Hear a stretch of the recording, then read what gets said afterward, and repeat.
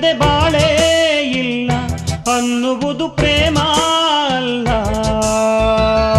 ಮರಗಳನ್ನು ಸುತ್ತೋದಲ್ಲ, ಕವನಗಳ ಗೀಚೋದಲ್ಲ, ನೆತ್ತರಲಿ ಬರೆಯೋದಲ್ಲ, ವಿಷವನ್ನು ಕುಡಿಯೋದಲ್ಲ.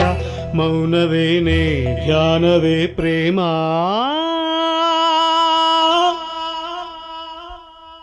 ಅವನಲ್ಲಿ ಇವಳಲ್ಲಿ ಮಾತಿಲ್ಲ, ಕಥೆಯಿಲ್ಲ. ಎದುರೆದುರು ಬಂದಾಗ ಹೆದರಿ ನಿಂತಾಗ ಅಲ್ಲೇ ಆರಂಭ ಪ್ರೇಮ. ಅವನಲ್ಲಿ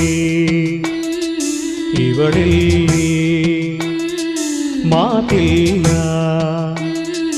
ಕಥೆಯಿಲ್ಲ.